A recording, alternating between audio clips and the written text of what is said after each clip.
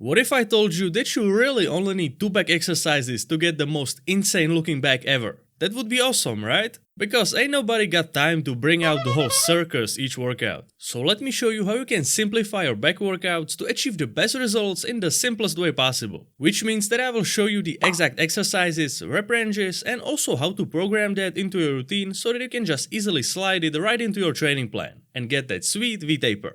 So let's go! First, we need to go over what type of exercises you should do. If you have been watching this channel for a while, you know that your back training needs to have 2 types of exercises, a vertical and a horizontal. First, let's go over the vertical exercises. Then we will go over the horizontal ones, and then I will show you exactly how to program them into your routine, with all the small details necessary. The vertical exercises are basically any pull-up like exercises. So really any exercise starting from the pull-up and ending with the lat pull-down. And in case you don't have access to a pull-up bar or a lat pull-down machine, you can utilize the dumbbell pullover. That is pretty much the closest you can get to a vertical exercise with just dumbbells. And I know that a lot of you only use dumbbells, so I really wanted to mention it. The rep range I would recommend for all these vertical exercises is mostly 8 to 12 or 12 to 15. There can be situations where a little lower rep range like 5 to 8 can be useful, but that requires more programming skill to utilize in its full capacity, like I have done in my training plans for example.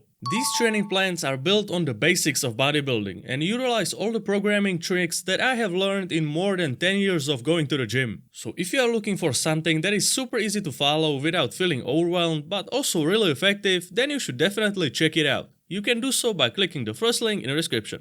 Now we have covered the vertical exercises, but on the other hand we have the horizontal exercises, which are all the rowing exercises. Really, any rowing exercise goes.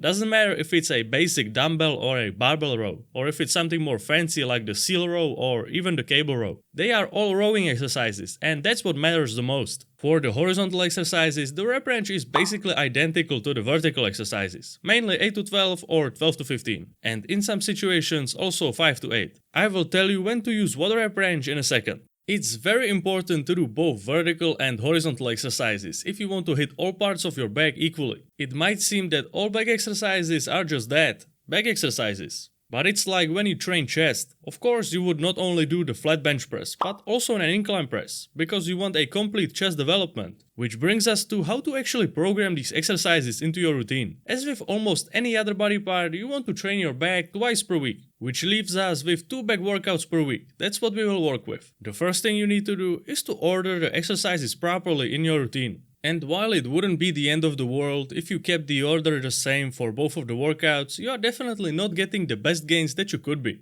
And that is for one simple reason. Let's say that you always do the barbell row as your first back exercise and the pull-ups are always done second. If you keep this up for a long time, you will start missing the extra gains that you could have gotten from the pull-ups. And the reason why you didn't get those gains is because every time that you did pull-ups, your back was already kind of fried. That is why it's so important to pay attention to the order of the exercises in your routine. So because we got 2 different exercises and 2 different back workouts, we will do it like this. In the first workout, we will start with the vertical pull and then do the horizontal pull after that. But in the second workout, we do the exact opposite. We put the horizontal pull first and the vertical pull second. This will give you the best of both worlds. The only exception to this rule would be if you are still struggling with pull-ups. If you can still only do a couple of pull-ups, then forget what I was saying before. In a case like that, you always need to do pull-ups first, so that you can perform your best. Now we can take a closer look at the rep ranges. The simplest thing that you can do is this. Utilize both the 8 to 12 and 12 to 15 rep range, by always starting out with the 8 to 12 first, and then following it up with the 12 to 15 once you are a little more tired, which on paper would look like this. And because we already have the exercises in a perfect order, adding in the rep ranges as I suggested will create a perfectly balanced routine. This is the final result. You can just slot it right into your routine and see your back grow like never before.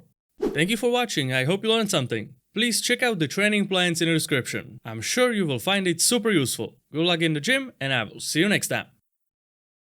Check out this video, I think it's pretty good.